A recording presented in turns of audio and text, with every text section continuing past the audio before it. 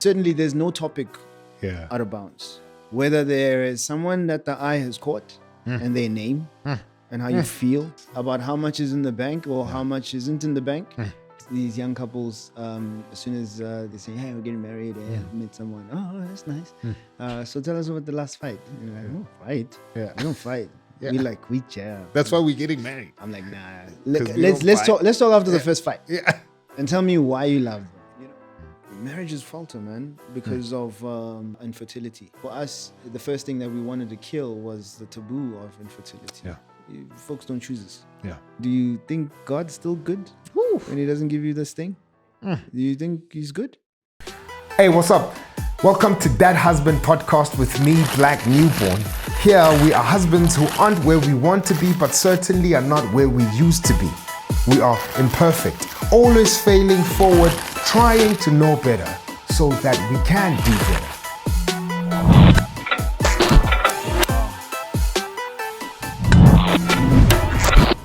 Hey, what's up? Welcome to That Husband Podcast with me, Black Newborn. This is where husbands try to know better so that we can do better.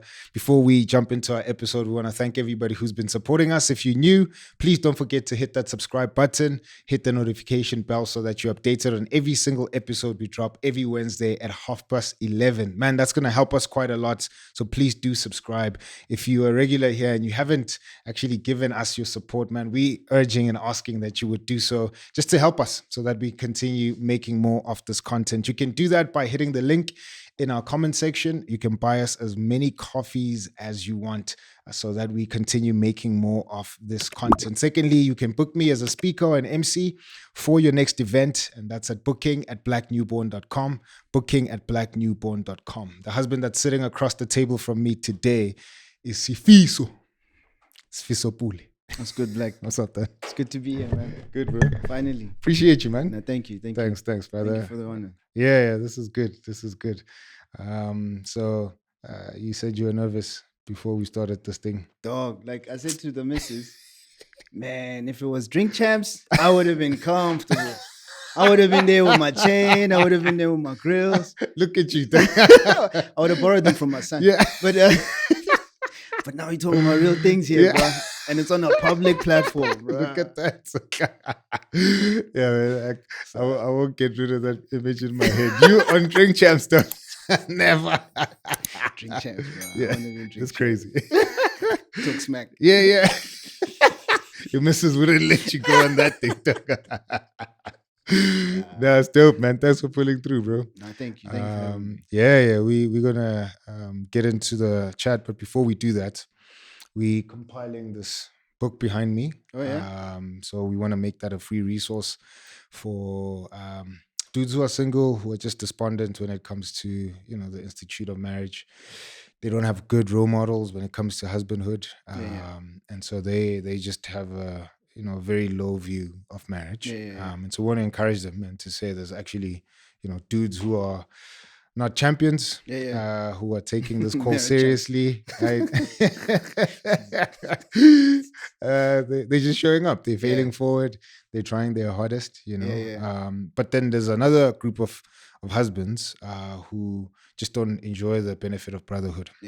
So they're walking alone. Man, when stuff is tough, they don't have anybody to chat to, Man, this is the closest they get to actually interacting with other husbands, So we want to make that free for them, just so that they have something to encourage them and keep them going. That's good, man. That's good. Season 1, we asked our guests to give us 2 names of guys who either inspired you to get married or to stay married. But in season 2, we're asking what your definition of a husband is. So if you would define it, what would it be, man? What's a husband? A husband, sure. Yeah, man. That's a loaded question. Yeah. I think for me, I can only speak from just what my example of a husband I saw, even with his flaws, but his heart, was definitely in the right place, and he stayed true to that until the very end. That's my dad, Sure. my late dad. Yeah. A little bit about him is, his name is Gideon. He was a mighty man. Yeah. He's Shout late. out. He's late now. Yeah. Yeah, I passed on. I don't know. I don't remember the year, but it was just after I got married, Yeah. and I saw a picture of first and foremost a father, a husband, and a servant. You know, who laid his family, his life down for his family. Sure. Yeah, he put his family first, man. Still, bro. And yeah, it's just a quick note on him is yeah, so he's not my biological dad. Okay. You know, that's where I got the notion of fatherhood, not necessarily me paternal, but being an intentional one that you say I choose to be your father. Sure. And for me, he was that because I was 3 years old when he came into my life and my mom's life, and my mom was, I think, 21, he was 20 or 19 or something Sure. like that. Or like, yeah, he was a young man. And youngest in this family, no kids, never married. And you know how it is with our communities, in the townships in particular, you know, young single man, eligible bachelor, what are you doing taking on someone else's problem? Yeah. You know, a 3-year-old problem at that. But he raised me. He raised me as his own. I carry his surname. And it's a privilege to do so. So I saw fatherhood. I saw husbandry for him, for being a husband from him, and just being a stand-up guy, man. You know, even if he was alone sometimes. So That's dope, bro. Yeah. I remember his funeral. Oh yes, of course, of course. The thing that always stuck out for me there, I mean, you know, I missed the amazing things that people said about him, was Pastor Sammy's sermon. Yeah. Just a clear gospel call.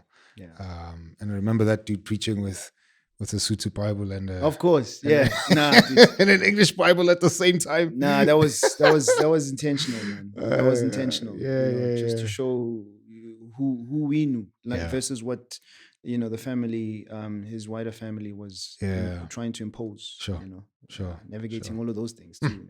Yeah. It's dope, man. Shout out to Gideon, bro.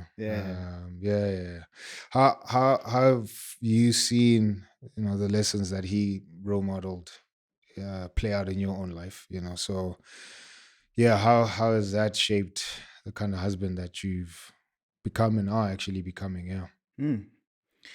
Man, I saw the hubris of being a young man in him as well. You know, I saw him in his 20s, early 20s into his 30s.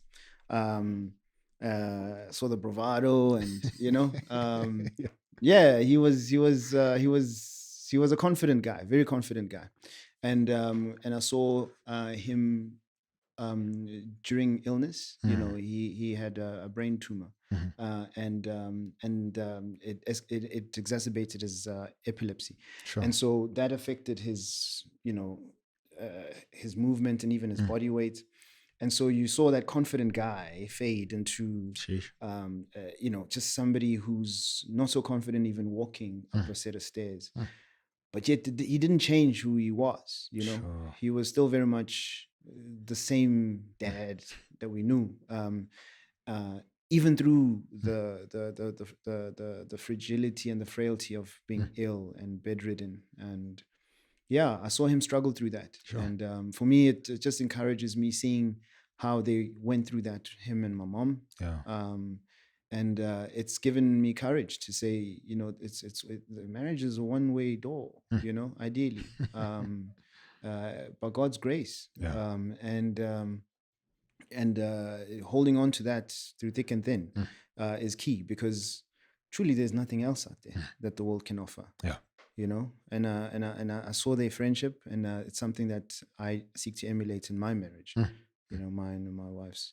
So I hold that very fondly. That's great, man.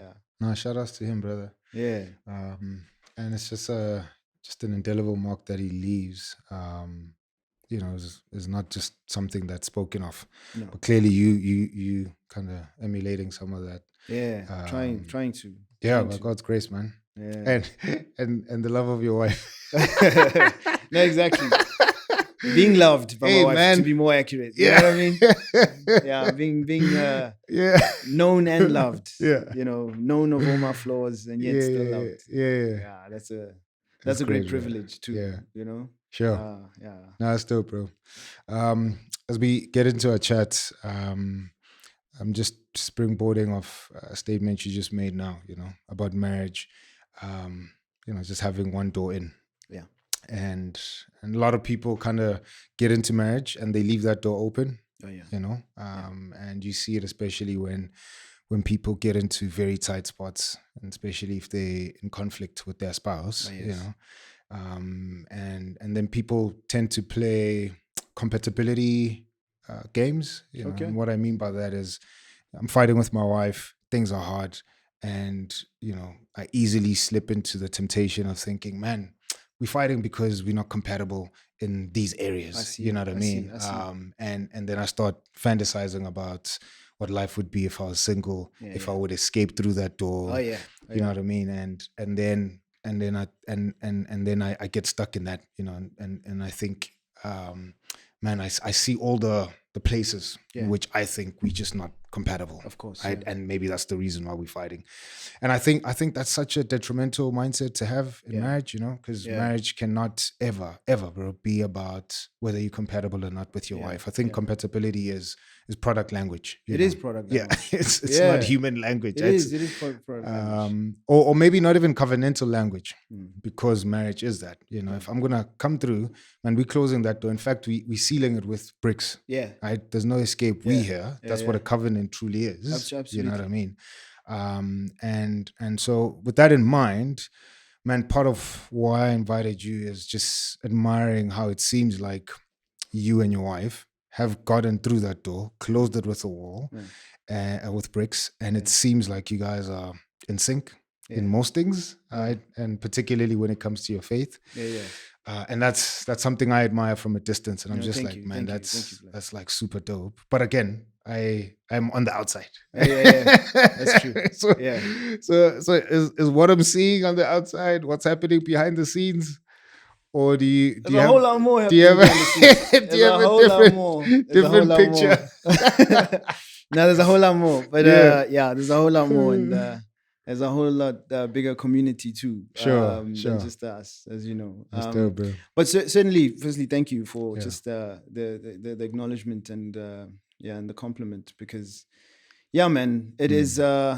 It's nothing that we have figured out by any stretch of imagination, and I mean that because every day presents its own challenges. You know, and with every passing day, depending on how many days you've had together, there's different life stages. So I think, thinking about even the origin of our union, it wasn't necessarily my idea. A mutual friend of ours is the one who actually put me to it. Sihle, and I had honestly my sights. I mean, I tell this to my wife. I said I had my sights on other things. I have my sights on other things, and they're not necessarily good things. And then Sihle was like, "Hey, bro, I know this Christian hun. She, her name is Rachel. She's Christian like you. You guys would hit it off." So I was like, "Oh, bro, like, don't you know that there's other Christian huns around?" Anyway, but Sihle wasn't a Christian at that point. No, he wasn't. Yeah. But he was like, "Nah, y'all are Christian, definitely." Sure. And so that's the funny thing about it. And so I met Rachel, and I was like, "Oh yeah." Yeah. So we started going through. We had it was me, Sihle, and Zetu at the time. Had a philosophy, if I could put it that way, to say, man, a lot of ladies out there, they're not on the straight and narrow. No other guys I may add, but like the girls that we were looking at, talking about compatibility. It's not compatibility in the way that we need. If I could put it that way. So we were like, now we gotta find somebody in the 2%. There must be that. There must be a 2%, because 98%. And that goes for guys and girls, as far as everybody being worldly and all that stuff. But we had a 2%. Like, if you find somebody from 2%, bruh, it doesn't matter what's up, where all that stuff. Everything sorts itself out in the end. And so I was like, well, I think Rachel is 2%. Yeah. And that's when the pursuit started, There's another backstory to it, but I'll share it offline. But there's and they were like, yo, Kakala's 2%, man. Like, Come on, dog. what chances do I have that I'll meet another 2%? So I pursued, bro. I pursued. I started hunting for numbers, and it just so happened that she actually beat me to asking for my number. Sure. Sure. I think I was trying to find the right word to like qualified herself as a 2% even more, bro. Yeah, I was like, is this how it's supposed to happen? But yeah, it happened. It happened that way, and ever since, and we were friends, Sure. man. And that friendship has continued into marriage. Yeah. And is the friendship that sustains the marriage. So when you ask me, just you seeing us being in sync. Yeah. It's really encouraging each other to be the best of who God intends us to be. Sure. We're not in competition with each other. We want the best for each other.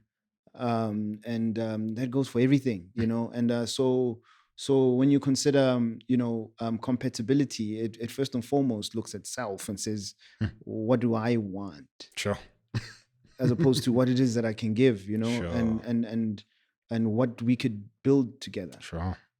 Come on, bro. Because it assumes that you're done too. Yeah. And I know for a fact I'm not done. Yeah.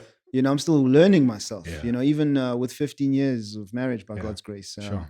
still learning who I am. I'm catching up to who God knows me to be. Come on, man. Sure. And my wife is not sometimes, and most times ahead of even my understanding of who I am. Sure. And it works vice versa too. Yeah. And that's a humbling thing about marriage. Sure. You don't come in there figured it out. No, you don't come in there, hey, this is the way. If you don't like it, yeah. And I think that's what leads to a lot of friction. Yeah. We went through that with key topics. Like sex, money, just what the money does or doesn't do. Yeah. It gets real, bro.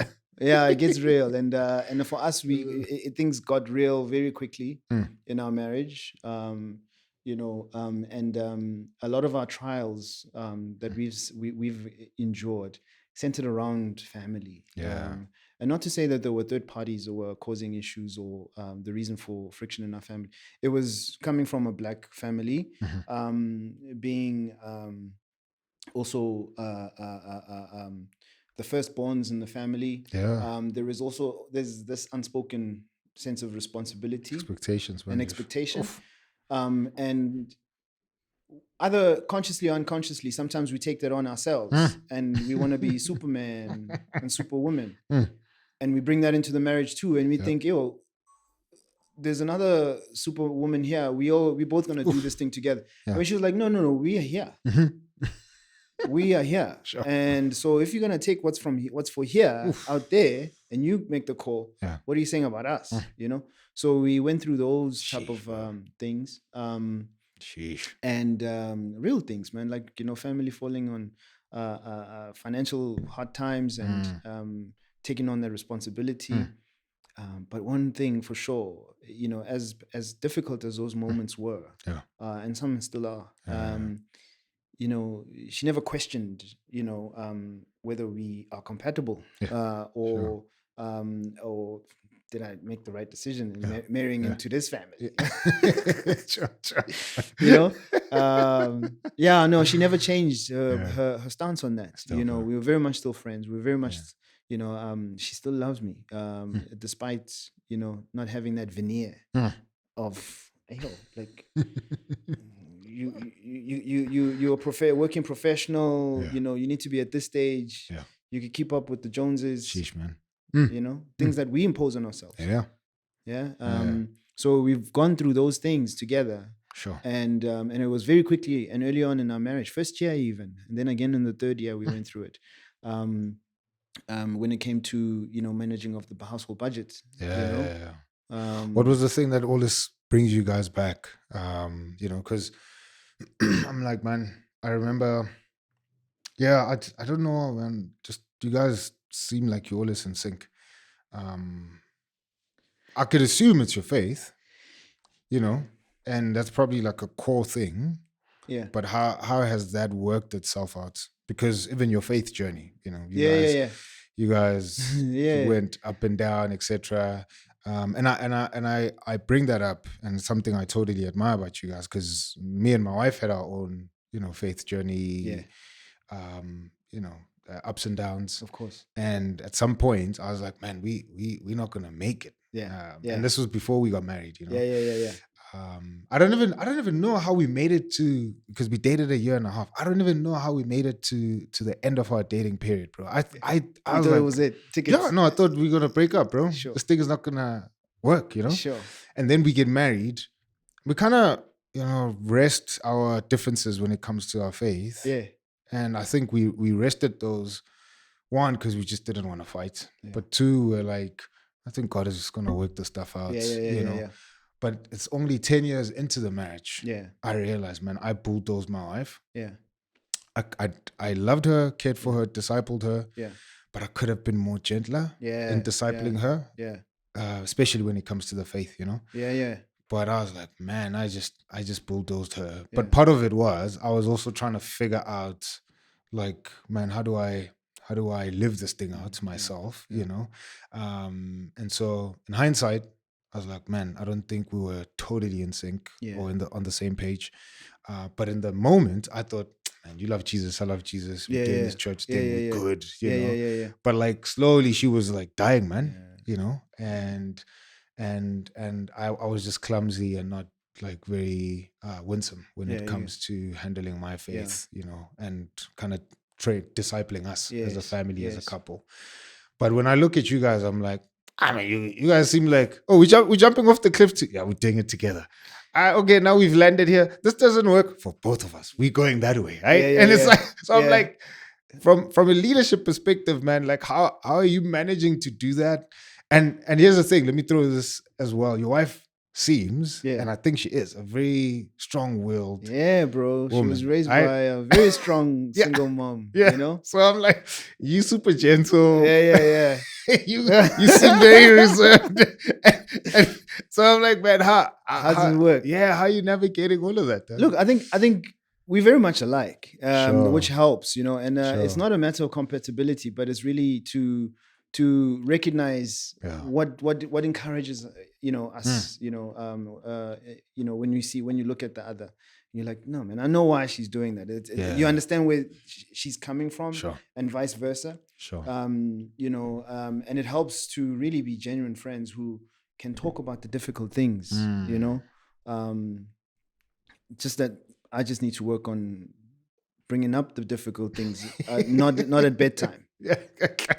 You know, I should leave that at the door, and then like at breakfast and be like, my love, I just got something to present. So I'm working on that. 15 years in, but certainly there's no topic out of bounds. Come on now.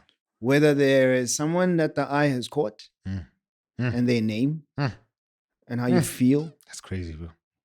Whew. Yeah. And about how much is in the bank or how much isn't in the bank, and why.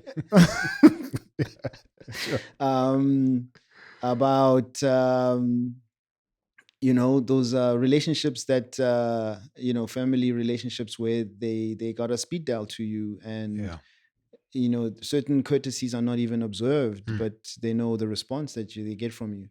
But if that request was made to her directly, would be different. So those topics we had to just quickly, you know, almost desensitize ourselves to that. It'd be naive to think those conversations don't take place, or those thoughts don't come across, or those circumstances don't come up. So we want to talk about everything, because we understand that firstly we love each other, we love the Lord, and for her, she's like, so like the reason I don't necessarily check your phone or chase up and follow up with where you are is that I know you got to answer to God, and I know how you feel about God, you know. So she said that I didn't say that about myself, so that was an even sterner warning. You took it there. I better not be lax on my relationship and my time with the Lord, you know. because he's entrusted me his daughter. Yeah.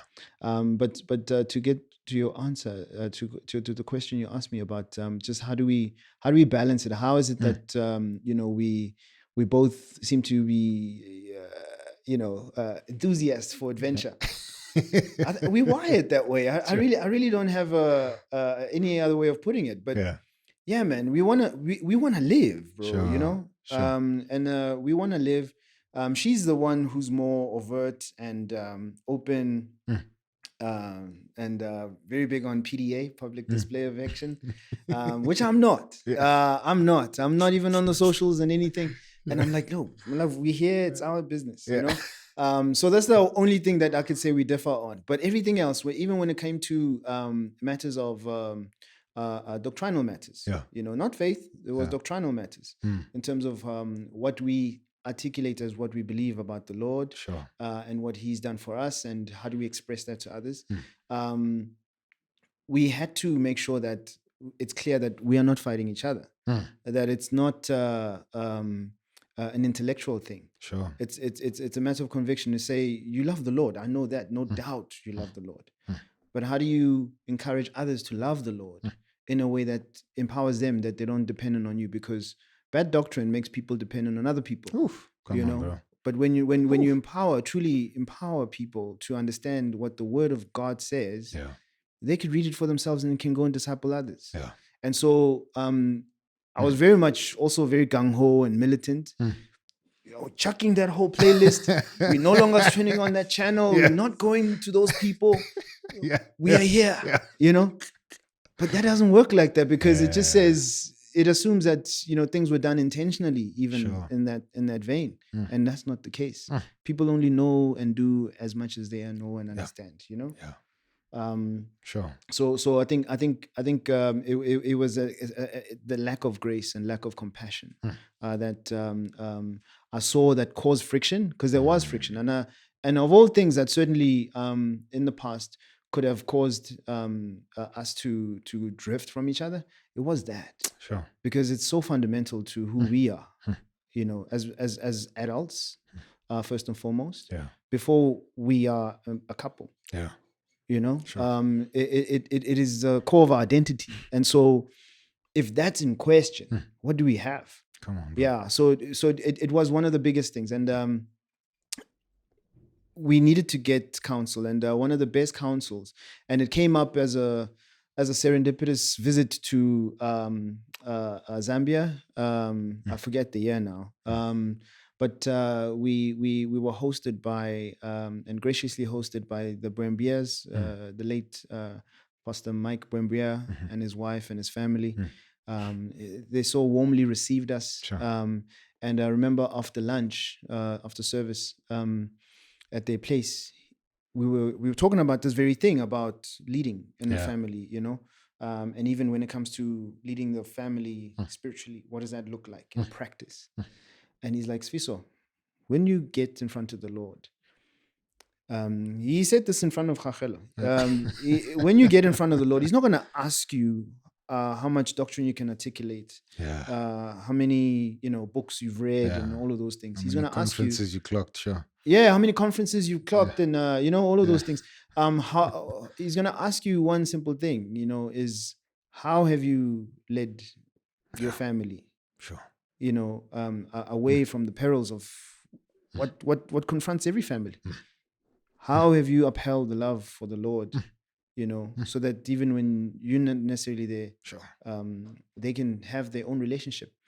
And he says, if you are always running ahead and running back, you're doing two jobs, and you're not necessarily doing a good one at that. Do a good job at those two jobs at that, because you run ahead for whatever reason that you're trying to compete with, whatever, and then you have to run back to pull her back.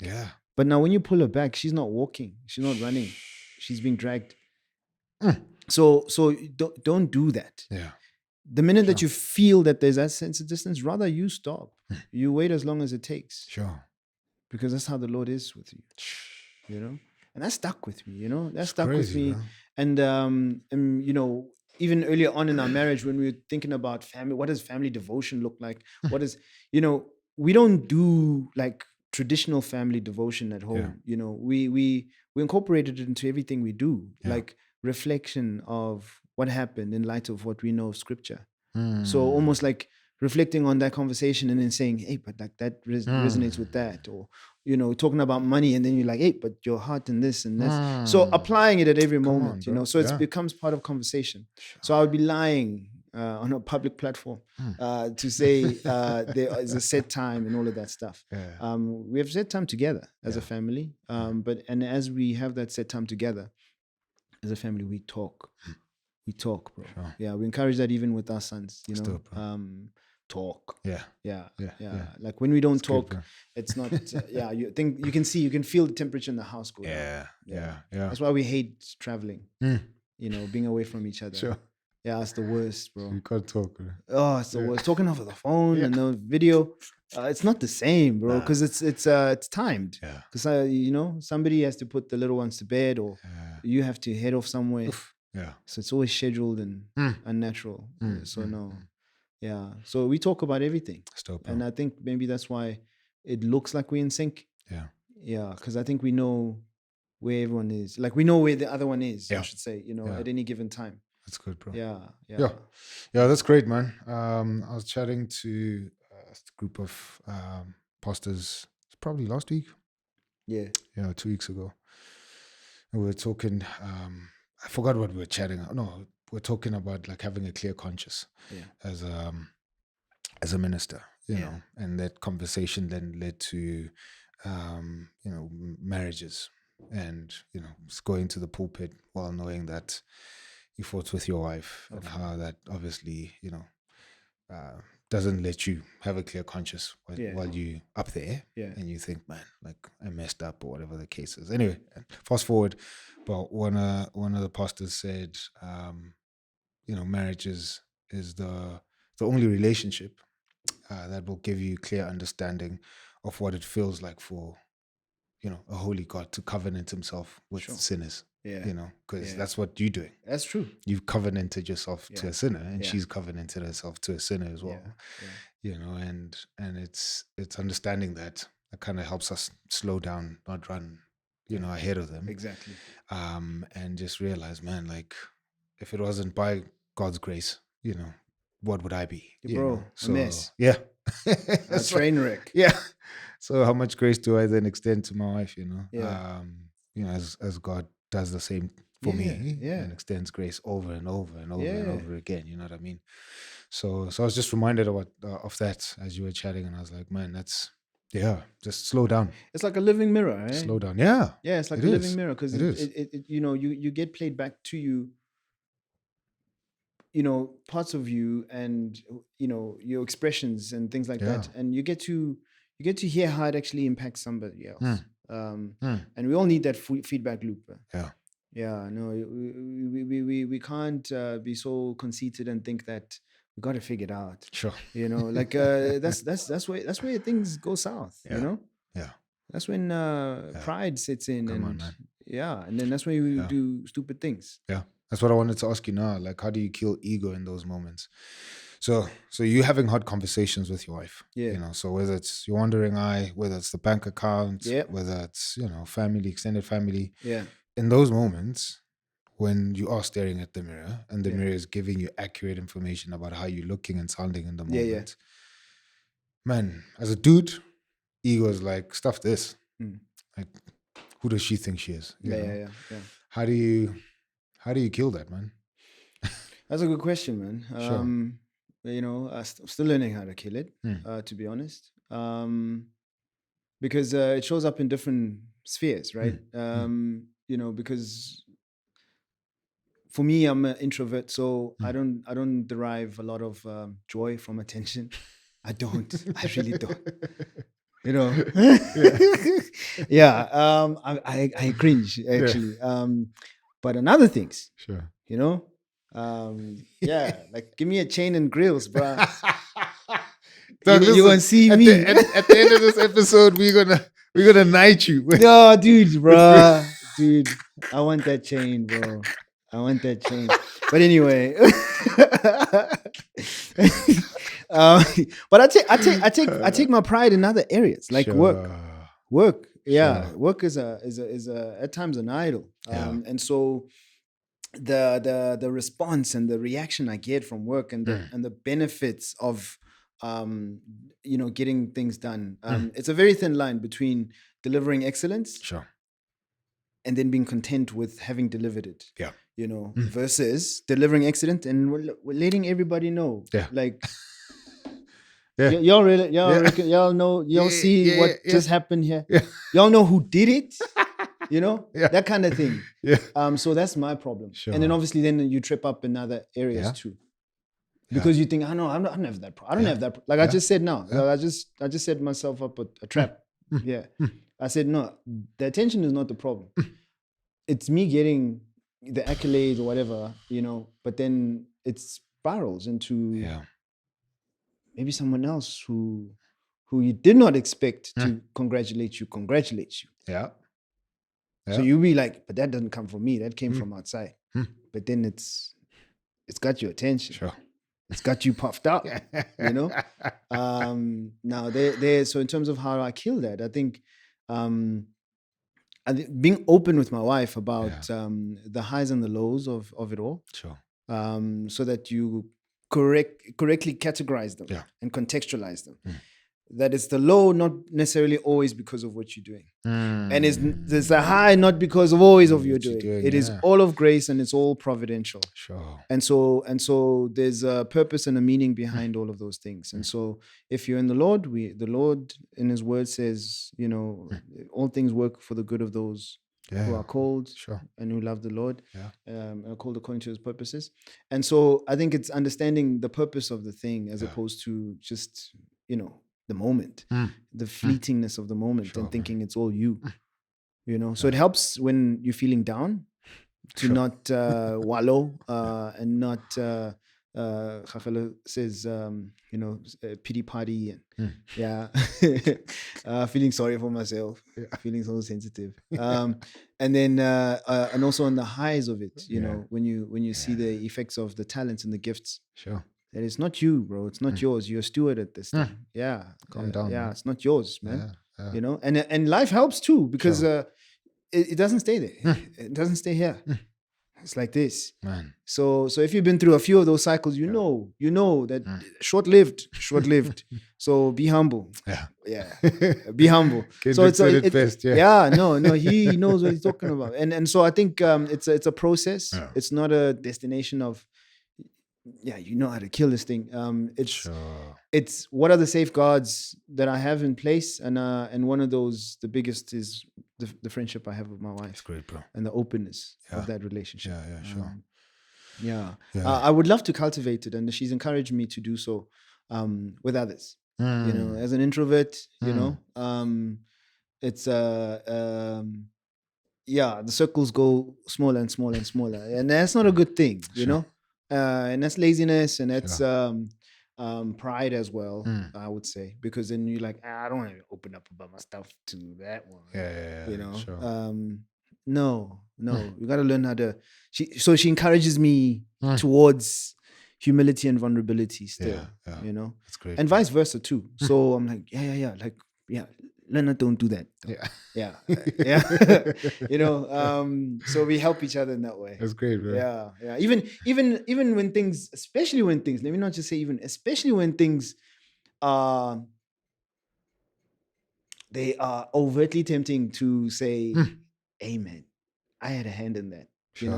Like, it's not your place, bro. Like, it's not your place. You were privileged to be in the front seat of it, in the front row of witnessing the thing. Come on, man. But it's God's thing. Yeah. It's God's thing. Don't forget and conflict your role. And don't do that. Sure. Like, you're going to find out the hard way. Hey, man. Yeah. So. You got courtside tickets. Yeah. But you're not in the match. You're not in the match, bro. Yeah. Like, you know, Just be happy that God's thing, bro. Yeah. Sure. Yeah. It's one thing that, and it works itself out when it's just the two of you. Yeah. You're adults and you can exercise grace with reason. Yeah.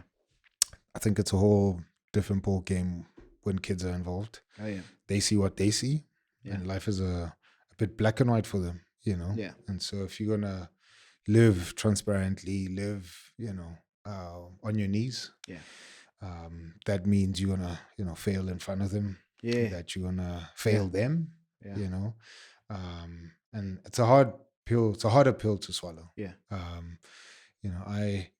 I long for the day when my kid will be old enough for me to kind of walk her through certain mistakes that I've made. Yeah. But at the same time, man, I'm taking advantage of the fact that she doesn't know much right now and she thinks I'm a hero, right? Daddy the superhero. Yeah. So I'm like, man, like I can do no wrong, right? Yeah. But I could see in the moments when I've messed up, you Yeah. know, and having to demonstrate what repentance looks like in front of her. Yeah. Is one thing. Then I'm like, man, by God's grace, her brain hasn't developed enough that she understands the nuances of what I just did. I see. But there will be a time where she gets it, of course. Right? And the grace there I'm looking forward to is being able to, kind of chat to her and reason the thing out with her. But that's going to be harder because now she will be able to understand life much fuller than she does now. And so my mistake is not just going to be, man, my dad tripped up, but it's going to be, my dad tripped up. This is how it makes me feel. Yeah. My view of him has lowered, et cetera, et cetera. So there's going to be a whole lot of that. Yeah. So how has that worked out for you, And I think, and I might be wrong, but you correct me, you have boys. Yeah, there's boys. So the pressure is probably 10 times harder for you. Well, I wouldn't know. Okay. Because I'm not a girl dad as well. I mean, we long to have a little girl. Sure. But I want to come back to something you said. Sure. But let me make the point about the boys. They're less dainty, I could say. In terms of how we play. Sure. So you can punch, you can within reason, and wrestle. And they kind of enjoy testing how tough they are, we see that, like wrestling and playing, it's all fun, and actually, poking the ego too, that's also good for them to just understand that you don't create this image, man. You don't build an idol, you just embrace who you are and be unapologetic of who God made you to be, and be open to take correction, and appreciate others for their gifts too. So that's a lifelong lesson for all of us. Yeah. But you said something earlier in your comment about it gets kind of hard to display that vulnerability with your son or daughter as they get older. I would encourage that that I think living it in front of them with the missus, so that it's nothing foreign when it's being brought to them.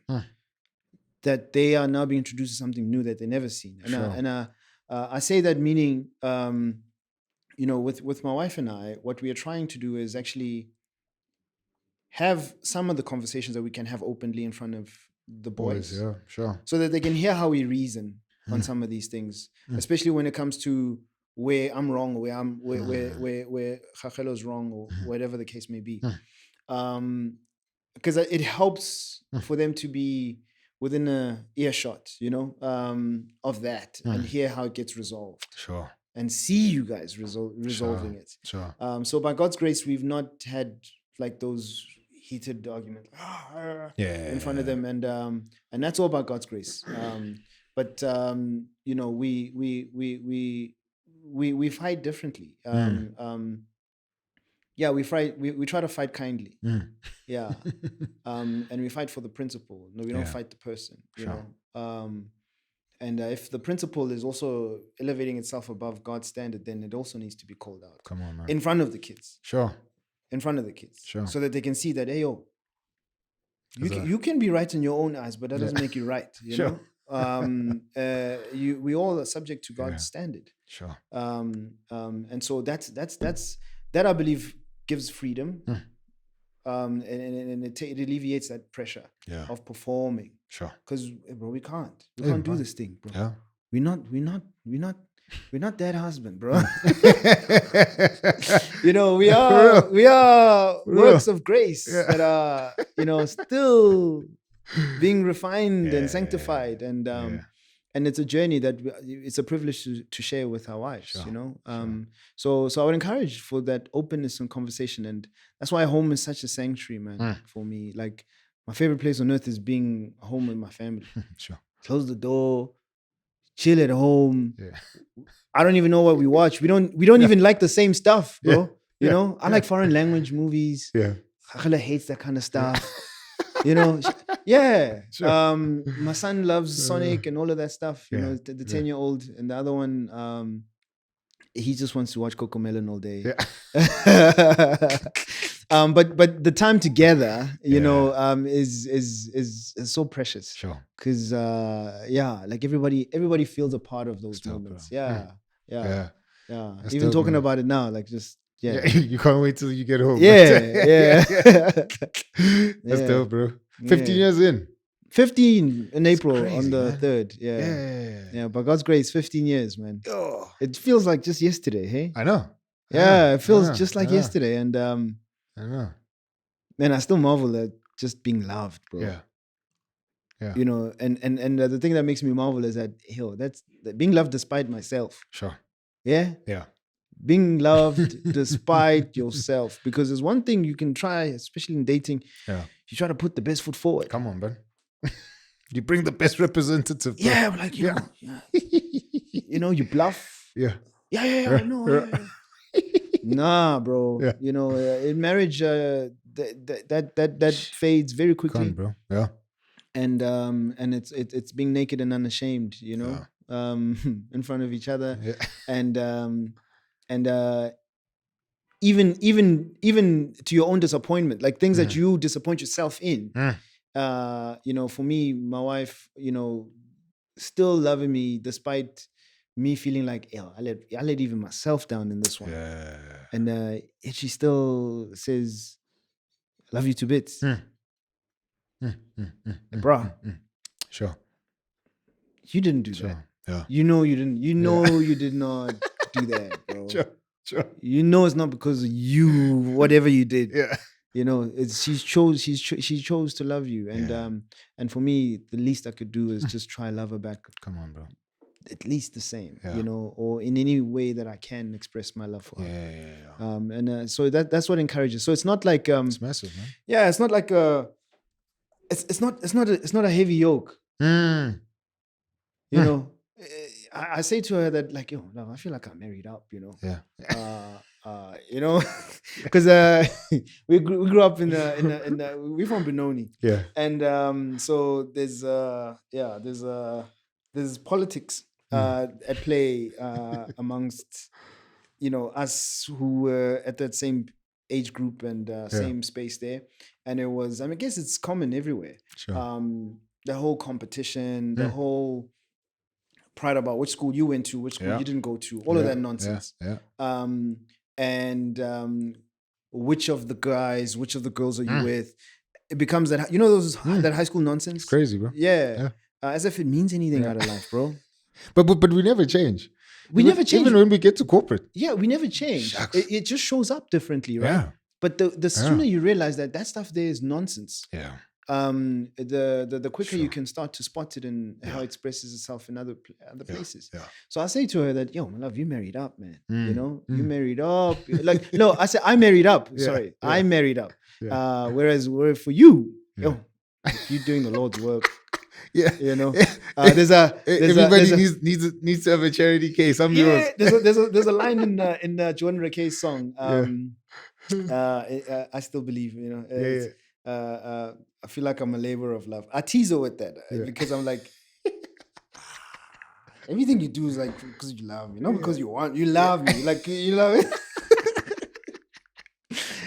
but it's true. Come on, you bro. know, she genuinely loves, bro. And for me, I'm inspired by that. That's dope. Yeah, I'm inspired by that. That's dope, man. Yeah, it's very humbling. 15 years in, man. Confront. That's one thing that you still want to say. And I think for anybody who's watching this, that's something that you'd want to hear. You know, that 15 years in, your wife is still choosing you, in spite, despite, regardless of your flaws. You know, and your imperfections, disappointments, mistakes that were done deliberately or unconsciously. Yeah. she's showing up choosing, you know. Yeah, That's massive, bro. Yeah, no, That it's a is- real blessing. Yeah, The scripture is very clear and true in that. yeah, The he who finds a wife finds a good thing, yeah, and more especially a wife in the Lord. yeah, Man, yeah, yeah. man, Yeah. you get to experience another aspect of God's tenderness and gentleness, especially when you witness them being moms to the children, how they mother. You experience the love of a mother, but then when you also witness it, Sure. as well in your wife, it's Come on, bro. just something else, man. Yeah. Like that's love that's not circumstantial. No. Yeah, It's big, bro. yeah. It's love. It's love that will never separate. It will still call out wrong. It will still stand on principle, but it never stops loving. Yeah. Yeah, Sure. and that's freedom. Yeah. That's freedom. That's freedom. Yeah. Yeah, that's freedom. And it does something to us as guys, man. Yeah. Witnessing that, and that's why it's such a travesty for dudes to not be present. Oh man. Like, man, you missing out on a lot of good things like Bro. that you can observe that transform, change you in ways that nothing else can. Absolutely. You know what I mean? So Absolutely. I'm like, man, you missing out. You might think I'm gonna go hang out at the bar, or take extra hours at work because you're avoiding your family. Yeah. Or maybe you're even doing far worse things, Bro. to avoid your family. But I'm like, man, all those other ways, man, they taking from you. Yeah. And they leave you very empty compared to and just being there, Yeah. observing the stuff, and seeing how her love is being shaped, transformed, how it pours out in real time. You know what I mean? Yeah, Like, man, yeah. it does something to your heart. No, really, for real. Yeah. And I think when you look at what happens and when what happens to me when my wife and I are not necessarily on the best of speaking terms, something else fills that vacuum, Sure. as inevitably it will. Something else fills that vacuum, Sure. right? And it comes in sort of like, hey, it's just an innocent game to watch with the guys, or let me go catch some F1 at the bar, whatever. But then you don't, we're short-sighted. You don't think that there is a bigger game at play. I mean, if you've read Screw Tape Letters, you see that there's a bigger plot at play here. Sure. That is not just about this moment. Sure. There's eternity at hand. Yeah. And what you do today has impact, eternal consequence. Yeah. And so if you just being frivolous and living in the moment is being very short-sighted, and living from one high to the next. And when I say high, I'm speaking about the things that give you that dopamine release, right? And that's all that it is. Yeah, it's it, and it's fleeting. It's quick, bro. Again, the Bible got there first. That it's all vanity. Sure. It's a chasing after the wind. Yeah. Right. And so if you don't have your friend telling you, hey, but you don't need to do that. Why don't you do this? Yeah. When you do this, this is what it means. This is how it shows up. When you don't have that, sure, you rob yourself. Or when you neglect that, you rob yourself of counsel. Yeah. Of someone who wants the best of you. Yeah. It's not an inhibitor. Sure. Yeah. It's more of an enabler, actually, I would argue. Yeah. You open yourself up to other things, man, that will take you, that you only realize later that you've been taken. Yeah. And it's probably too late by that time, man. Yeah. Look, hopefully it isn't, because, grace abounds, Yeah. Grace abounds where sin is, more grace also abounds. It doesn't give us license to just give into it, but it just warns us of the consequences of sin. We're having another conversation we're having with the missus was like, you know what? The it's also like very much in the vein of the story of the prodigal, where the father loves, and you can see this wayward one goes and he squanders the riches. Our equivalent sometimes is like, you try to tell somebody, hey, yo, don't go there. Yeah. And you mean well. And somebody thinks, nah, you just trying to stop me from having fun. Then you go there, bro, you lose a limb, you lose an eye or whatever. Now you're limping back. Bro. But we still love you though, you know? We still love you though, but you don't have. You smell like pigs, but Yeah, we love you, we still love you. Yeah, you don't have that arm no more, but we still love you. But go tell others not to go then. Show them your arm is gone. Sure. You know, that's what you can do now. Yeah. Right? Yeah. I hear you, bro. That's tough. I want to say, man, there's unfortunately people who pay school fees with their lives, bro. Hey, bro. So that you can learn. So yeah. So God uses it, bro. Yeah. The Lord never lets anything go to waste.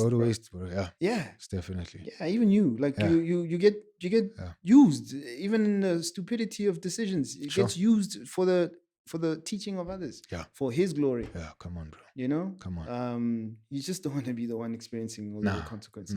Don't learn the hard way. School fees is hard to pay. Don't learn the hard way. Yeah. Don't sit in class, take the notes. Just believe. Don't just believe what He's telling you.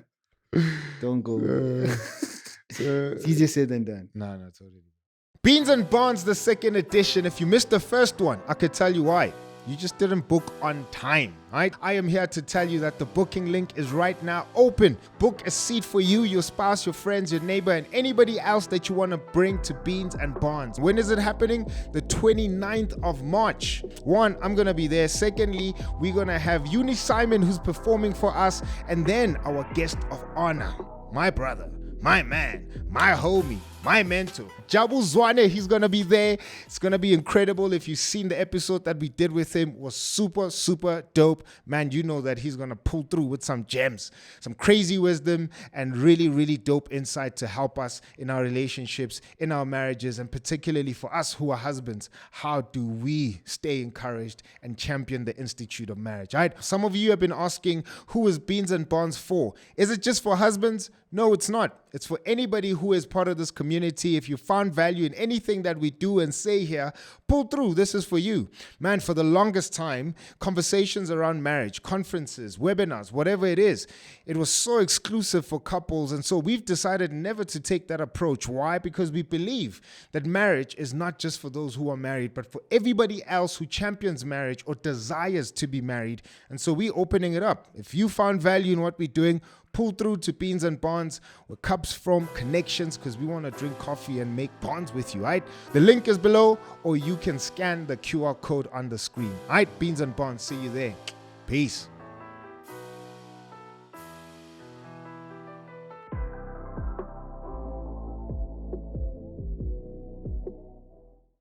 Yeah, even you. Like you get used, even in the stupidity of decisions. It gets used for the teaching of others. Yeah. For His glory. Yeah, come on, bro. You know? Come on. You just don't want to be the one experiencing all the consequences. Don't learn the hard way. School fees is hard to pay. Don't learn the hard way. Yeah. Don't sit in class, take the notes. Just believe. Just believe what He's telling you. Don't go.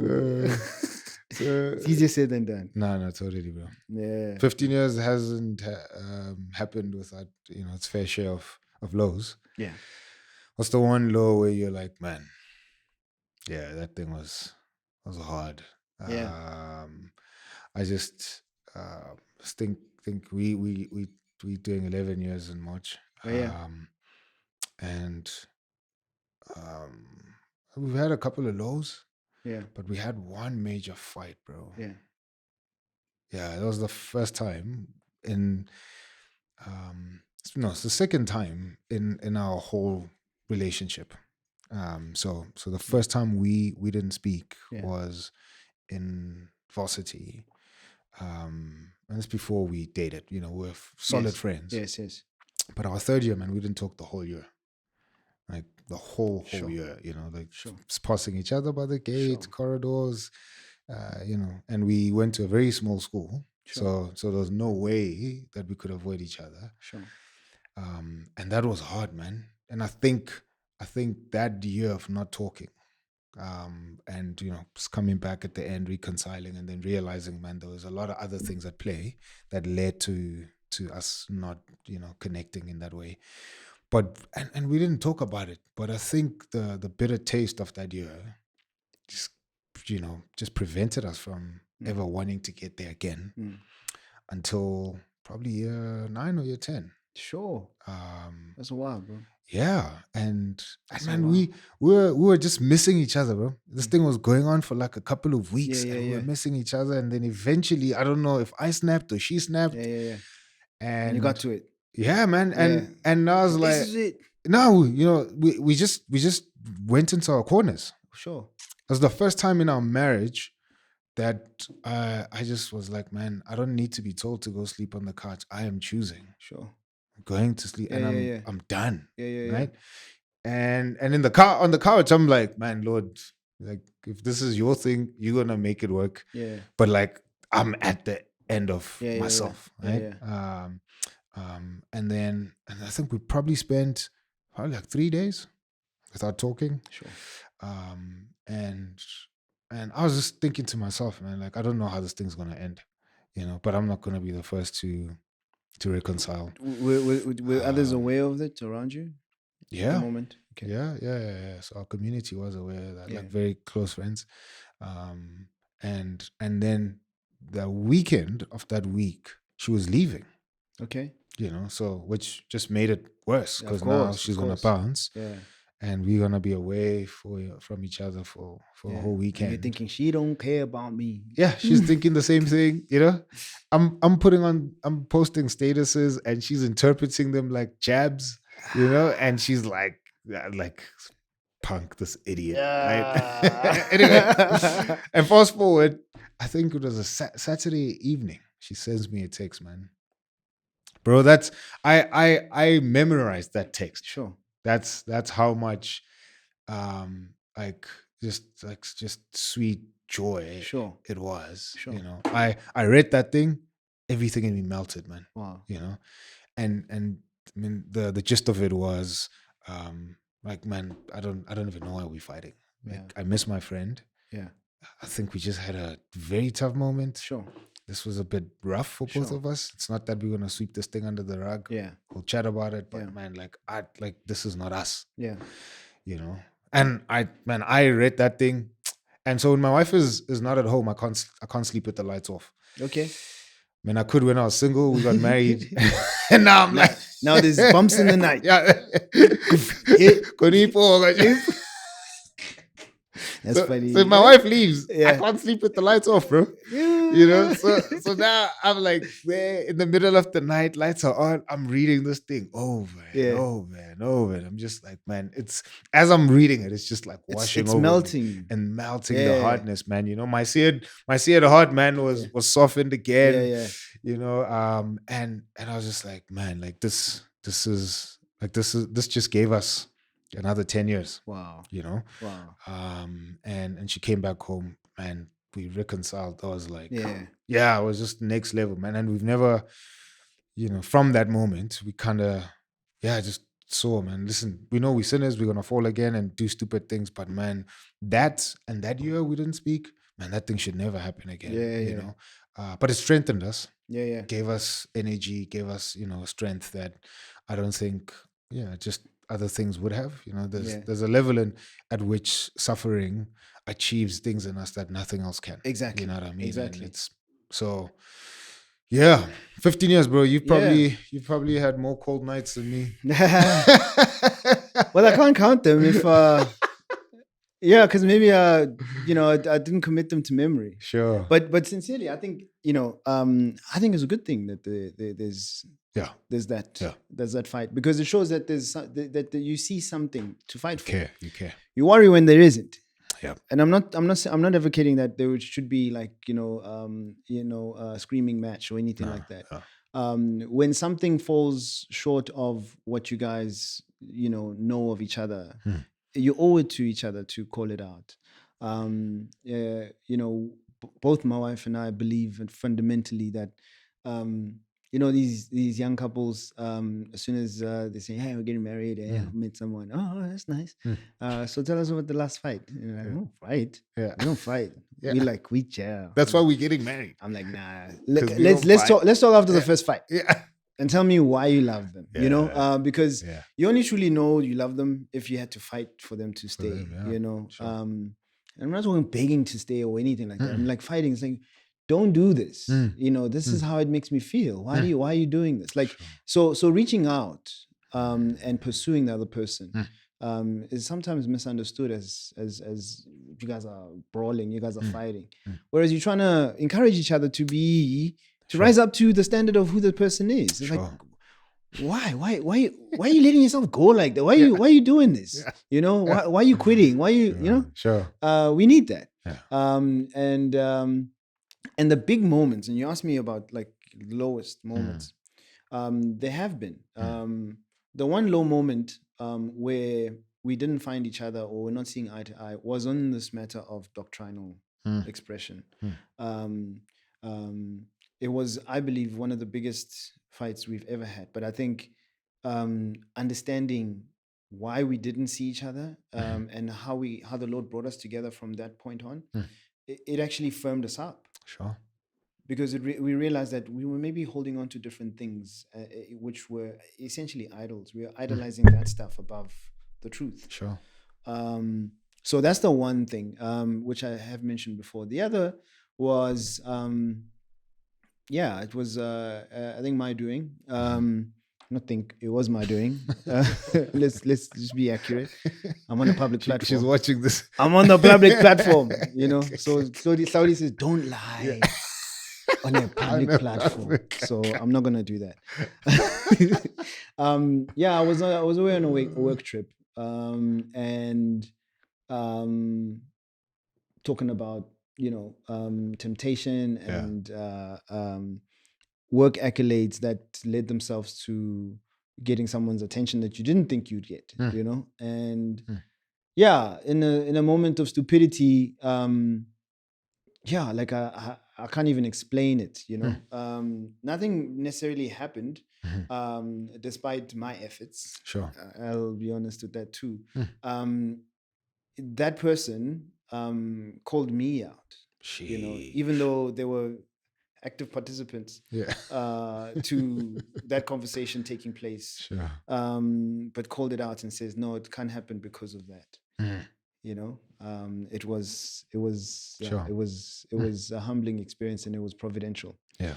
Coming home, I was like, man, sheesh, I need to tell my friend about this thing, and to my shame, you know. It was a low for me, you know. It was a very, very low for me. Hakala's never condemned me for it, and thankfully, honestly, nothing happened. But you know, as the Lord says, if you look at a woman with lust, you might as well have committed it, right?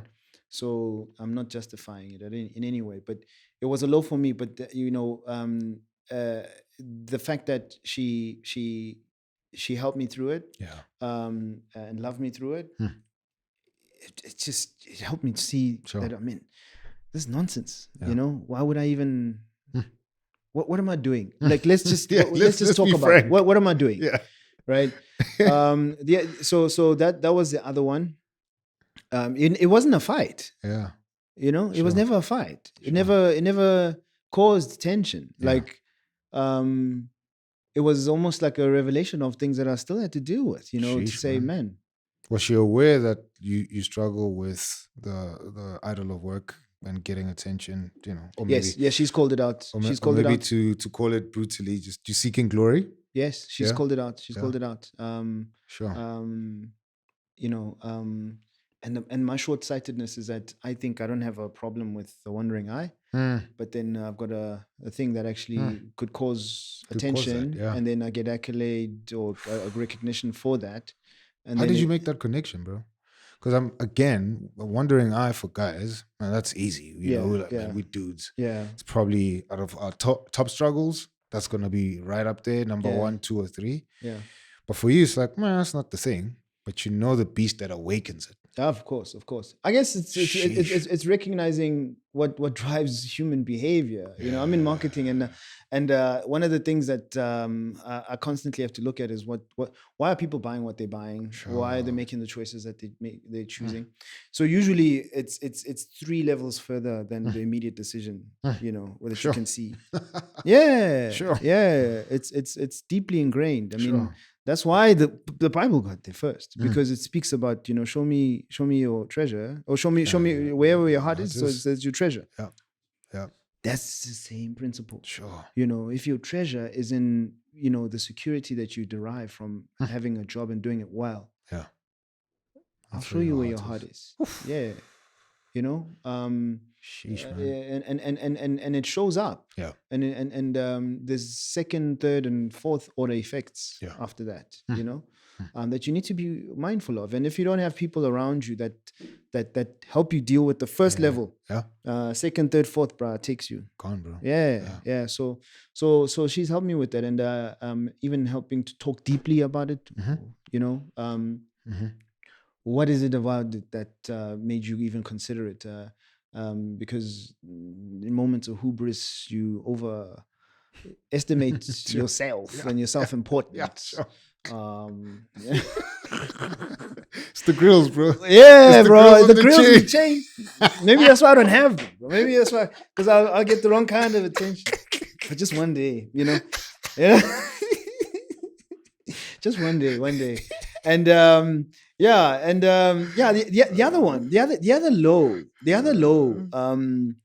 I mean, this is still a journey for us, to be honest, and it speaks to even how the Lord has led us to the parental journey that we're on. So both my wife and I, we're adoptive parents. Yeah.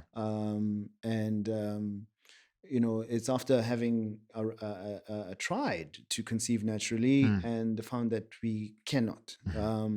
And that had to, certain things, like you take for granted and saying, Yeah. it should be this way. Mm-hmm. It should work out this way. Others are able to. Why can't I? Yeah. And that's a real test, bro. Especially when you're like, well, we're not asking you for. Yeah. You're even justifying it now. You know what I mean? Yeah, because then that begins the heart test. Yeah. The real heart test. To say, bro. Do you think God's still good when He doesn't give you this thing? Do you think He's good? And for us, our conviction is what helped us to find healing otherwise what would be a tragedy, because marriages falter, man, because of infertility. And for us, the first thing that we wanted to kill was the taboo of infertility. Folks don't choose this. They don't choose infertility. They choose no longer to conceive, right? Yeah, but you don't get a choice about fertility or not, right? And so where this led us now is, the expression of our faith. We fundamentally believe that we are God's children by His grace through faith in Christ alone. We were like, if we are adopted children of God, and there are children out there who are looking for forever homes, and we cannot necessarily naturally conceive, but we can give someone or some people an opportunity for forever home to be loved, like we would want to love children. Why not? It became so natural. Despite our natural inability, if I could put it that way. So it helped that we were in churches that actually had people who had gone down this road. So, overt adoption was seen in multicultural adoption, where you have a white family adopting a black child or so on. In the black context, it was treated as a don't talk about it, don't bring it up. And we all know extended family members and so on that we know, like not necessarily blood family, but your family, because we all grew up together. It doesn't matter. You're here, you're Atlamini or whatever the case is. So it was as much as I say it happened naturally, it was a hard thing. Both Rachel and I had to go on our own separate journeys and also a joint journey there together. And it's providence. It expressed itself in me, even from an early age. That was something that I knew could be an issue, and then later with Rachel too. And it became very clear that natural conception is not even an option for us. Sure. Even with we didn't even consider pursuing the assistance of technology, IVF, and all of those things. Nothing against it. We were just like, look, the Lord did not. First of all, He didn't give us the means to do that sort of thing. And then Providence is a funny thing, man. Yeah, providence. Bro, I thank God for providence, bro. Thank God for providence, because if we're left to our own devices, man. So it kind of led you there. It kind of led us there, you know. and so even the name of our first son, his name is Fide. Yeah. You know, Such a dope name, bro. And thank you. So his full name is Mohau Fide, which is grace, faith, and you know, it's Ephesians 2. You know, it's by grace that you've been saved. It's not of your own works. Come on now. You know, and so for us also, we were like, man, you know, we are adopted by grace. You know, through faith in Christ. So why can we not express that if we truly believe it? So it wasn't a matter of will the child connect? Yes, there were those concerns, but then when we trust God is with us as we walk this journey, it's helped us to heal. It's still helping us to heal. You know, so those are the lows that the Lord, you know, turns into highs. Super highs, bro. Yeah. The Japanese have a culture or a practice where they break pottery. I think it's like called kintsugi. They break pottery, like nice serving bowl, and they put it together with gold. Yeah. And they honor the crack. They honor the breakage. Sure. So that it's actually the thing having come together is even more valuable. Than when it was all pristine. I feel that's our lives, you know. On, bro. I feel that's our lives. That those scars, we embrace them. Like, I think the Lord, He showed me that about my heart. You know, that issue of like hubris and you know the accolades of work can blind one, and the accolades pursuing those things is an idol at times. I'm glad it happened, because now I can look back. I'm like, hey, I could have been coming back without a limb, you know. And then with this one, it's like we get to raise these individuals in the knowledge of the Lord. The Lord, bro. You know, what a privilege to be in mission for the Lord in this way. Sure. And it's a quiet mission. It doesn't need broadcast or anything. It's a quiet mission, you know, in the sense that it's just stay at it. The Lord does the rest. You know, that's it. Go back home after work. Yeah, be present. Yeah, be present. Show up. You know, come home. And so for us, we really are grateful for those moments. In hindsight, they're not nice when you go through them. They really are not nice when you realize that, like, this is where we are now. You are not like those ones. Hey, despite what you thought. Hey, yeah, sure. And you gotta be content with that. Come on, bro. Yeah, that's man. Hard. That I remember those years.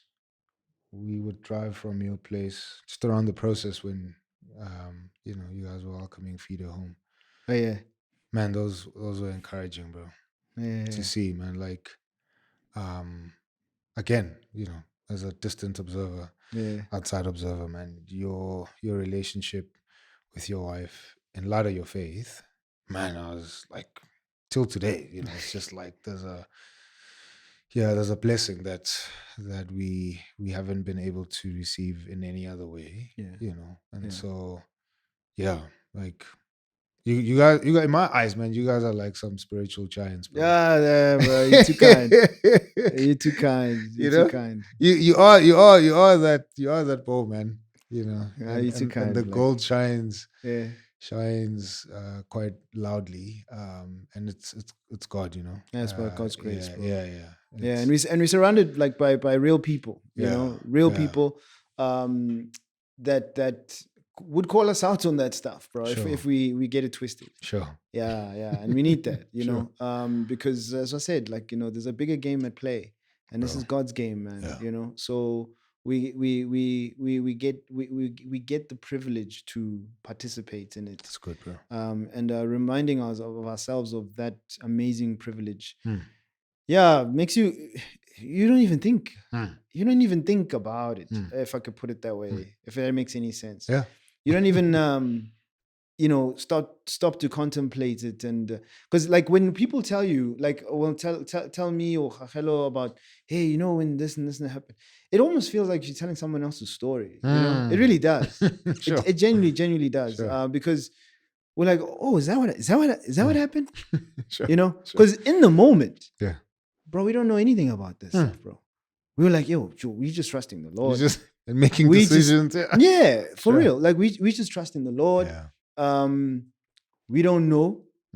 And it's unconventional, but we just hang in there. Just hold your breath. Just keep walking. Sure. Keep walking. Sure. You can hear the lions roar here. Yeah. You hear, the shoot of a dagger. Come on, man. A spear. Just keep walking. It's the Pilgrim's Progress, bro. It is. It really is. Yeah. It really is. And you don't know much about it until you get to the gate. Come on, bro. Yeah. And then you look back and like, what? Yeah. You telling me all that was around? Yeah. Sure. And others watching and walking. I mean, I feel like that's how all of our Christian lives will be. Yeah. When people retell the stories. Sure. You say, Black, when you said that, bro, you know what that meant to me? I imagine you would also not think. Believe, man. Yeah. At that moment, you weren't thinking you were saying something profound. At that moment, you weren't thinking you were doing something profound. Yeah, sure. You were thinking, hey, bro, I hope I get through this. For real. You hoping I get through this, bro, Yeah. It's like, sheesh. And again, a privilege if the Lord is able to use that, for his glory. That's why you can't take credit for. Can't, man. You can't take credit for the lows. No. Nor should you take credit for the highs. Bro, yeah. Sure. We just instruments in his hand. Come on, man. Yeah.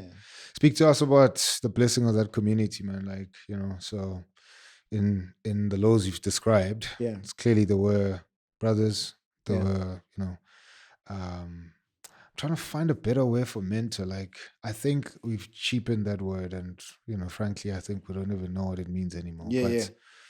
But voices that were. That's a good one. Yeah. Voices. Yeah. That's a good one. That were guiding, that were shepherding, training, discipling.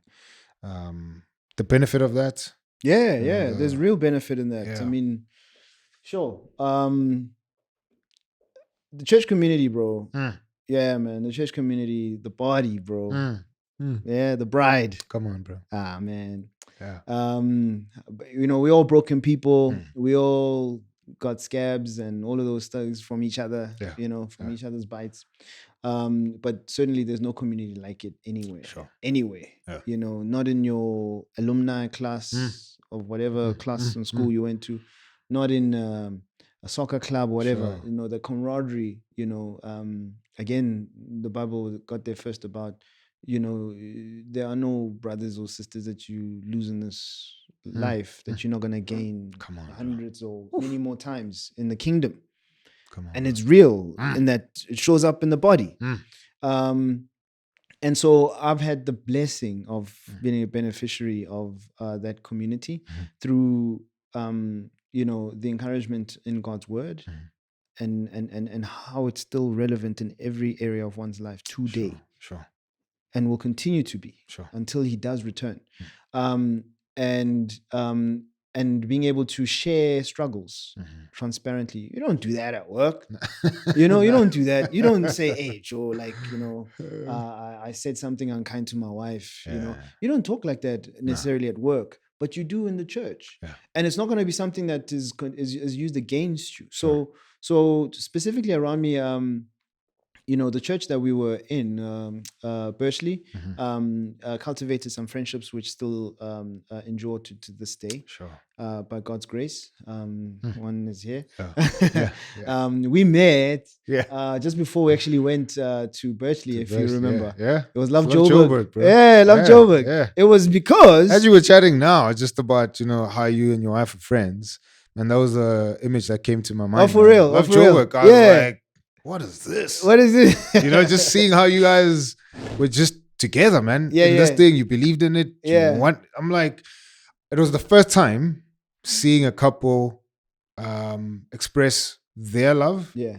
in one passion. Yeah. You know what I mean? Yeah, So it's yeah, like, yeah, I'll see couples who love each other, Yeah, but when yeah. it comes to external passions out of their, Yeah. romantic passion, Yeah. I'm like, this dude is here, that chick is there. But you guys were like, man, we love each other, Yeah. and we love each other, Yeah. and we love each other, Yeah, and we love yeah, each yeah, other. yeah, And I was yeah. like, man, this is wild, man. Yeah, no, but like So- that's it. And it was really to share it, to just Sure. expose others to it Sure. in our own ignorant, naive way that Sure. time, right? Mm. Because we're like, man, like the church we don't need to be divided by all these Yeah. other things that Sure. are secondary, frankly. Sure. There are fundamentals, especially when we are saying, "Thus says the Lord." Yep. There's no compromise in that. Yeah. But when it comes to just encouraging others to stand and be part of community, you have to give them a taste. Come on, and hopefully that's a lingering one that persuades them to come and have the whole meal and be part of the whole thing. So being a part of churches that were big on community like that really helped us to see the value of it. And even to this day, cultivating friendships amongst the brothers, and even as couples and as parents, as professionals, you have shared walks that you guys can actually disciple each other on. Sure, man. And it's not in a non-competitive way. You can encourage each other to love and good works, as Scripture says, and saying, be the best at what you do. Yeah. Don't compromise, but don't do it for the same reason the world does it. Come on, bro. Yeah, the rest will take care of itself. Yeah. And you just see people blossom, in becoming themselves, and it's a joy to see. And when done right, you want more to come in. There's more that need to come into this thing, and it's really that. It's like you for us, it's like we saw our future selves, and now some life stage moments we are there already, like parenting, marriage. There were others before us who were there, and we get the privilege to be that for others. For others, man. You see, so it's like a reciprocal thing. There's not one brother or one sister or one couple or whatever. It's a community thing, because they themselves will not take credit for having said, yo, here's a gem, bro. Here's a gem. No, it's those moments of breaking bread and sincere reflection in God's word and applying it, that the Lord uses that. It's a beautiful tapestry that He just weaves with our lives. That our lives are better because my life is better because you exist, and vice versa. Which is contrary to the world. The world is like, yo, it's gotta be me. Dog eat dog, bro. Yeah. So it helps balance in this very gaslighting world that we live in. Oh, Joe. I don't know how folk outside of Christ will find a sense of peace, enduring peace in the midst of storms, bro. Hard storms. Yeah. When the budget doesn't even stretch half a month. And yet you gotta still say God is good. When things just keep coming at you in ways that you now start think this is personal. Someone is orchestrating this thing. Somebody in a cave throwing things and calling out my name. Because life comes at you like that, right? So who do you go to in those moments? And to say you're not going to talk about it.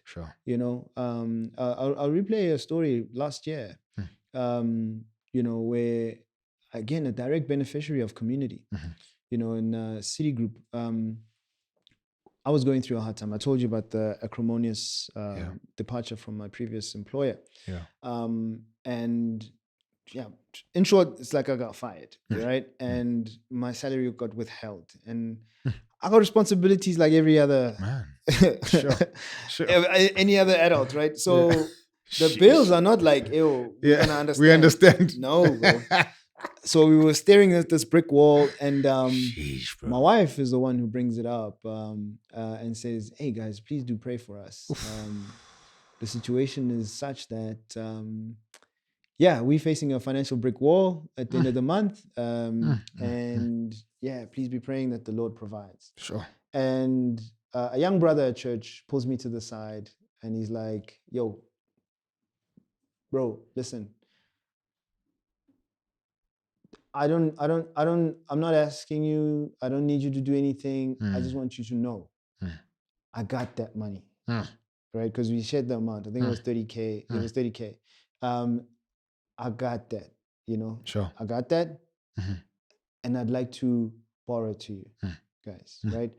I'm sorry if it makes you feel uncomfortable. And these are his words. Sure. I'm sorry if it makes you uncomfortable.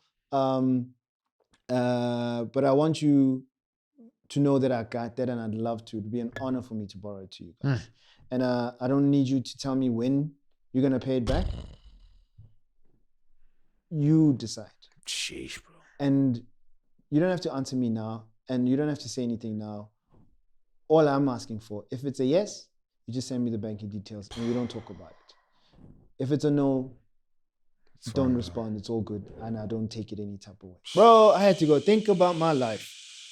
I sent that brother the banking details and I was there. I was like, Lord, what manner of love is this? Sheesh, bro. And this brother paid that money in the same day, bro. That's crazy, like, bro. That's crazy. It's crazy, bro. And he's like, bro, just ask you one thing. Don't even mention it. Don't even bring it up again. So if he sees this, bro, he's going to be upset at me. But yeah, man, that thing left an indelible mark in my heart about the importance of community. Yeah. And then sometimes you think you being the older one, being the long in the journey. Nah, bro, you could still get ministered to. You could still get discipled, Yeah. By those who still coming up as well. Yeah. And so I was so touched by that. And so, it's the Lord's face, bro. It's those things. Yeah. Yeah. It's those things that are real, that show up in those moments where it's like, nah, man, this is God's thing. This is God's thing, bro. This is God's thing. Yeah. Similar thing, having to choose the life of a creative. Yeah. That's been me, Yeah. I mean, for as long as we've known each other. That's my journey, I'm like, there's I mean, if my wife wasn't a creative as well, yeah, bro, I probably would have been knocking at your door to be like, I need a gig, dog. I'm done with this stuff. But I think it's, in God's mercy over both of us. Yeah. He's given us crazy minds that allow for each other to dream, even, to what other people would say our own detriment, No, man, it's this fake economy situation that we got here. To the conversation we were having earlier. But we'll leave that in the notes. Yeah. So I remember, I think it was first year of marriage. Yeah. First year of marriage, man. We just trying to make something of our marriage, our lives, and we bought like a very cheap bed. Just to get us by. Yeah. We're living in a super tiny. Our cottage was smaller than this room. Sheesh. Like was good for the marriage. Yeah, of course. Because you can't fight too hot. Nah. Where you gonna go? Like, nah. right? You just reach out and yeah. Like, you'd fight and then you just both turn around and look at the walls. And you realize how silly you are. Yeah, that's because now you gotta turn and face that way. So now you're forced to turn and resolve it, Yeah. So all of that is happening, and then in the midst of that, I'm dropping an album. Sheesh. Right. And man, where are we gonna get this money? Yeah, sure. My wife she's a musician, so we're kind of getting money from gigs. Yeah. But we need to build this thing now. Build careers, build our marriage. We need to be looking after our home. Yeah. So we're making hard decisions at that point, man. Are we buying bread? Are we printing CDs? Bro. It's hard, bro. And again, somebody might say that's insane. Yeah. Like, you're an adult, you're married. Stop with this childish, dreaming, stupid thing of yours. Just buy the bread. But again, if I wasn't with somebody who understood that, there would have been issues. Yeah, no, just buy the bread. What are you doing? You're stupid, right? We had to make a decision first year to either buy a new bed, because the cheap one we started our marriage with was that. It was cheap, man. Yeah. It lasted us a couple of months. It was done. Yeah. Man, let's buy a proper bed. Yeah. Proper beds are not cheap. No, they're not, bro. So now I have a choice, and that choice is even enabled because, to your point now, that's why I'm bringing this story up. There's people in our community who are like, man, we believe in what you're doing. Yeah. They don't know that we need to buy beds. Yeah. But they know that, man, we believe in this dream of yours. Yeah. We see what you're doing with this music. We believe that the Lord is doing something with it. So here's money. Oh, wow. And it's not like, But it met the needs. it's not cents, bro. This is like over 10,000. Sheesh. And so now I'm like, man, this is a good amount to buy a decent bed. Yeah. Or do we print CDs? so one, we enjoying the benefit of being part of a community that just loves on us. Yeah. And we seeing God's face, God's hand over us. And we like, man, like, first of all, this choice wouldn't even have been made available if we weren't in community. Of course. You Of know, course. now that we're in community, man, like, this guy doesn't have to give us this money. Yeah. But he does, because he's like, man, we together, Sure. and we family. Sure. And so to honor him as well, we didn't buy the bed. Wow. We suffered for it. Our backs ached. but when we could print out CDs. Yeah. And then fast forward, we need another batch of CDs. So yes, we're selling these, we're getting money, and obviously now we kind of, buying other things in the house. And now we kind of get to the same crossroads, man. Okay, we have money. We can print a certain amount of CDs. And somebody who's watching this, they're like, CDs, yes, it's that old, right? Yeah. It's before streaming, right? so we have to print. We could print a less amount, and just build with that. Or we can, because now there's momentum, Of course, and people are demanding this stuff. So we can print. We have to print a large number, but we can't because we don't have that money. Ash, bro. Same dude. Chicken and egg situation. Same dude pulls through, bro. Wow, bro. Cool. Here's another 15K. Dog. Go print, bro. But that's when you see, bro. That's when you see. Like there's blessings in community that you don't even need to coerce, bro. No, bro. No. It's just a matter of like you being encouraged to be who you are. Yes. That the Lord like be the person that the Lord made you to be. Yeah, 100%. That's a blessing, man. 100. Being loved and being encouraged to 100. be and shine. Yeah. In all your talents and in all your endeavors. That's a beautiful thing. Yeah. Totally. Yeah. So with me also, that I owe a great debt of gratitude to church community. Sure. We take it so seriously that even choosing where to live is first and foremost in proximity to church, then school, then work. Sure. Work you can always get to. Sure. In Joburg, I mean, public transport is abundant, right? Yeah. And options are. Sure. But not so much with churches. Sadly, still. It's the picture's better, by God's grace. It wasn't like that when we also started. I'm not saying that there weren't no churches, but the churches that were faithfully preaching God's word, faithfully, discipling people in God's word, they weren't so easily identifiable, let alone accessible. Sure. And now it's something that is somewhat of a mini revival, if I could put it that way, that is happening where, man, you can name a township, we can tell you of a church, because the Lord has raised up, his lampstands there. Yeah, sure. And that's such a blessing. That's dope, bro. And it's a blessing for those who can plug in and participate in the active life of that church. Yeah. And so, we are part of a church plant now. That's good, bro. Yeah. And it's something that we derive a great deal of benefit from, Sure. and I think what we need to balance out is, not to just be sitting in the pews, but also being live, being active, live and active in the service of the church. Yeah, that's good, bro. Yeah. And there's a blessing in that. Yeah. No, totally, it's a blessing. bro. It's a blessing because then the same benefits that you derived can be extended to others. Yeah. Yeah. That's good, bro. Yeah. No, I truly appreciate that, man. It's what I always tell our young adults, that, don't choose where you stay based on where you work. No. No. And Joburg culture makes that choice, or even that statement rather, very redundant. Makes it stupid. Like, it's like, what are you talking about? I go to work every day. Yeah. Go to church twice a week, and I spend most of my time at work. So it makes sense that, I stay closer to work. Yeah. And then I'm like, it might make, especially at the beginning, financial sense that you stay there. But the thing that you're gonna suffer for in the long run Yeah. is the stuff. Yeah. Right? Exactly. Where yes, it might not be financial assistant like us that you're needing. Yeah. But man, people are gonna pour into you. People are gonna love you, In ways that you can't even imagine. Man, before we started recording, now you were talking about just the lift clubs. Yeah. That you have. Yeah, right? dude. Like, and I'm like, that's a effect that's of community. Yeah, hundreds. Similar thing with us this morning. Yeah, you see. Friend of ours had to go drop off one of his sons Yeah. because he started a new school. Yeah. And it was like, man, if I'm stuck in traffic, I'm going to ask you guys to take my other son to school. And it's not even Easy. a second thought. No. Yeah.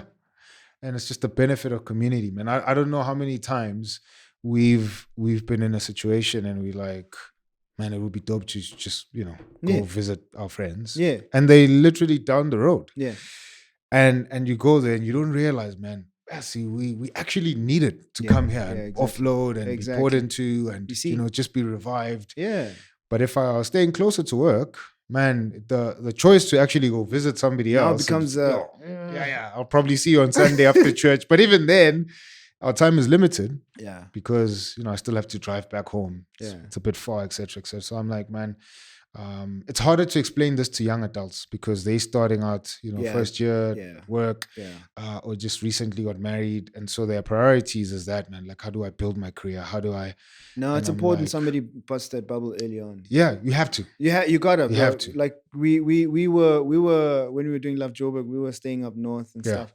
Yeah. Look, something said that's not where we want to be. That's not where you want to be, and also the transition that we were making at the time.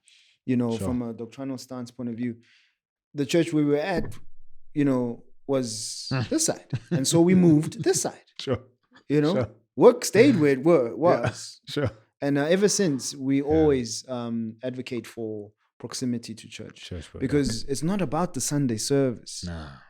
Church is not about the Sunday service. Nah. It's about the community. Life on life, bro. You know what I mean? Yeah. And so if you are too far, and need to be scheduling these visits, they're not going to happen. Sure. They're not going to happen. The older you get, and when life comes and schools come and all that stuff, then you get all the excuses in the world for saying, no, I can't make it to Bible study. Oh, I can't make it to that social. I can't participate in Saturday this, Saturday that. And it's not to say like you spend your whole life there at church. It's just proximity, to community. That's it. Sure. And just try it and then you'll see. You'll see. Yeah. Bro, you've really blessed us, man. And this was super dope. Thank you, Black. Bro. And I'm saying this leading to the closing because we still need to extract more gems. Oh snap. Yeah. I thought I've already put people to sleep, but anyway. Nah. Far from it, bro. Far from it. And it's funny how you were nervous before. And I'm like, man, I forgot about the cameras. Yeah. Now you're reminding me. You were cruising. Like, oh snap. I want to see the edit. The introverts in you is like, damn, I'm exposed now. This is all being recorded. But in closing, bro, what would you say to couples, man, who are either at the beginning of their journey with, fertility, infertility, or maybe are, closer to the point where they need to decide if they're going to go the adoptive route or not. Yeah. Or some are in the middle, man. And it's noisy. It's noisy. They can't make sense of anything. Yeah. What would your encouragement to them be, bro? Sure. Look, it's not an easy set of choices to be faced with and a reality to face. Yeah. But I would encourage that don't go the journey alone, because there's wisdom in a multitude of counsel, and it's in the counsel that you're going to discover that certain things were not choices. It's providential. And if you are even coining it as providential, then you understand that there possibly are other purposes for this than what you see immediately. And so first one is community, and then secondly, within community, it is that sense of being kind with each other and loving each other, because usually with the infertility conversation, it comes up on one side first, you know, or mostly it's always one side. It's rare when it's like both and stuff like that, but mostly it always kicks off one side. Sure. You know, somebody acknowledges that that's the situation, and in that situation, yeah, man, it's a true test of the love that you proclaim for each other. Yeah. You know, the kindness and the gentleness, you know, the patience through the person going through the motions of realizing what they are not. Sure. You know, it's almost like a death, you know. You got to mourn this image that you had, or an expectation that you had.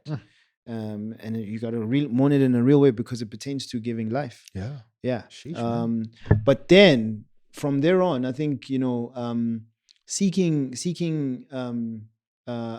stories of how others navigated it. I think, you know, it's not a steering. You know, I don't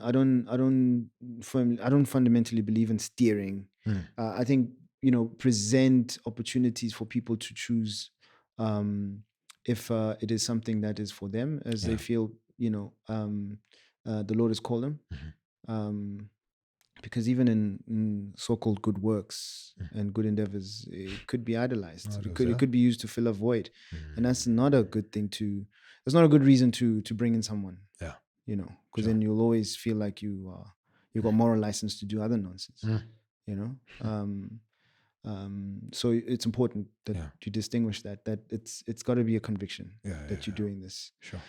So I think being in community that encourages you guys to be accountable and be honest to each other, and then in that honesty being kind and gentle and gracious with each other. Sure, man. As you both go through the motions, because the one will feel, hey, maybe I've got another option of this and that, you know. So you got to help each other.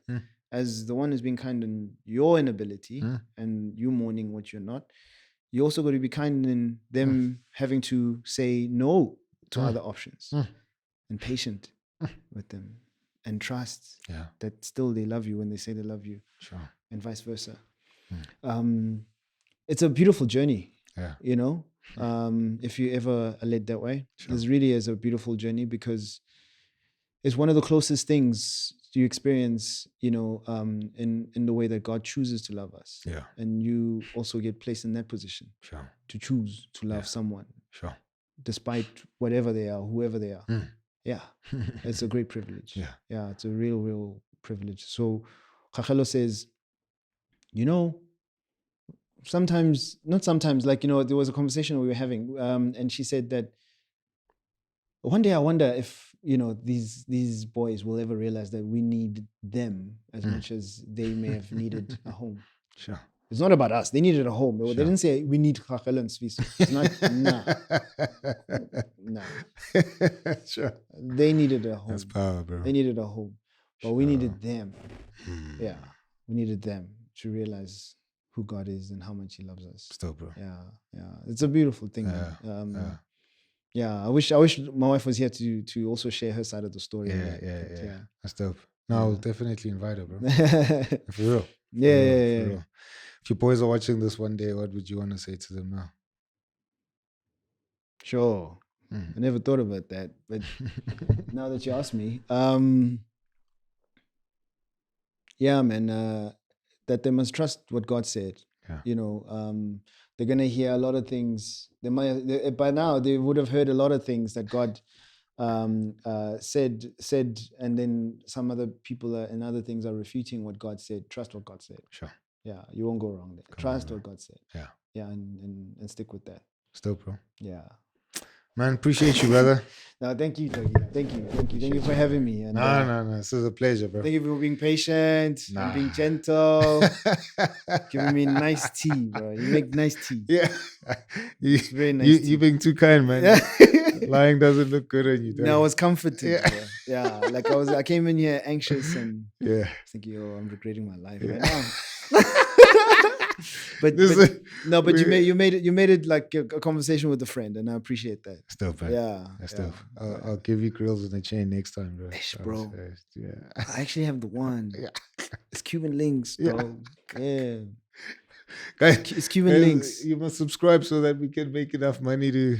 Hey, bro. We still recording. Grace, bro. That's dope, bro. Now it was fun being here, man. No, I Time appreciate it, also man. just flies, eh? Yeah, it does. Sure. It does. Sure. No, I appreciate you, man, and please thank How for us. I will. And I'll stay true to my word that we'll have her here. Oh yeah. We'll definitely do that, bro. Just Yeah, to hear her that'll side be of the dope. story. That would be dope, brother. That'd be dope. Yeah. That'd be dope. Cool, man. Yeah. Guys, thank you so much for tuning in. Leave your comments. We'd love to get to hear your thoughts about what it is that we spoke about. Man, hope that you're encouraged. Hope that this was a wonderful conversation starter for you, your spouse, and maybe just among a group of friends, that you really took away some stuff here that will help you have a different perspective, think differently about, the choices that you're making in your life right now, maybe even pertaining to parenting. Hope that you're encouraged. Don't forget to hit the notification bell if you haven't, so that you're updated on every single episode we drop every Wednesday at 11:30. If you are new and you haven't subscribed, please do subscribe. It really helps us so that we can get more guests that will drop more wisdom for us, rather. Better guests. Never. This is the standard. This is the standard. Anyone else that comes, they have to fight harder. So shout outs, man, to you. Thank you so much. And from us here at That Husband Podcast, we'll see you next week, Wednesday. All right. Peace.